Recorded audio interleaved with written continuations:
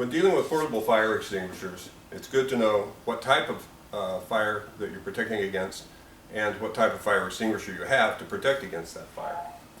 Now, most of the extinguishers you're going to see in your business or in your home look like this. What they have is a gauge that'll tell you the amount of dry nitrogen pressure that you have inside this thing, and also there's a certain amount of dry chemical powder inside of it. What you want to do to use one of these, pull the pull pin, grab the hose, point it at the base of whatever's burning, depress the handle, and sweep back and forth as you approach the fire. Just like you sweeping leaves off your driveway with a hose. Now, what's inside these guys and what comes out when you depress this handle is not a happy cloud of carbon dioxide like you see in the movies. What comes out is a very fine dry chemical powder. Once it's out, it coats whatever you're firing at. So when you shoot these things off, essentially you make a big mess. So that's a good thing to know and to watch out for. Keep these in situations in your home or in your business to where they are out of the way and on a safe bracket, so that you're not going to have any messy accidents. Now, one of the things you want to do is look around your home, your office, try to locate the fire extinguishers. You're going to find them close to the exits because it's never a good idea to have to run into a burning building to find the fire extinguisher. Extinguishers should be mounted there. Each one of these 5 pounds, and this is 5 pounds of that dry chemical powder, covers about 3,000 square feet. So think of the square footage in your office or your house and size the type of extinguisher accordingly. These small extinguishers are rated by Underwriters Laboratories as 2A 10B C fire extinguishers. Sounds strange, that's the rating that UL gives them. It's actually simple. That means approximately 2 square feet of type A hazard.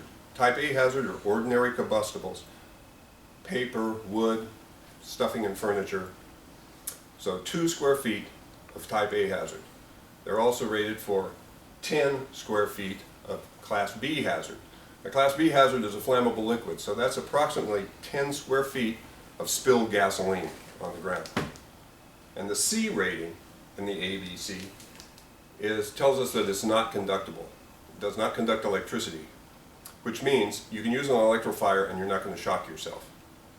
Unlike water, dry chemical is non-conductive. You can use it on those type of fires. The downside to dry chemicals, especially the ABC type, is that if they're fired off in the proximity of printed circuitry, computers, laptops, anything that has a printed circuit board in it, it can corrupt the printed circuit board, it can destroy it. So for those kind of applications, what we want to have is a clean agent fire extinguisher, like a halon or a halotron. Now this 5-pounder is good for 3,000 square feet. If you need to go bigger, you can go with 10-pounders. There's even 20-pounders. That's a large fire extinguisher. It's almost like having your own fire department. Again, it's full of dry chemical and dry nitrogen, and it'll make a big mess when you shoot it off. When we do annual service on these things, we check and make sure that they're the right type for the right application, that they're fully charged, that there's no damage to the hose or the valve, that they'll work when you need them to. And that's what we do when we check them annually. Also, every 6 years, these extinguishers have to be taken apart, reassembled, and inspected. Every 12 years, they have to have a hydrostatic test.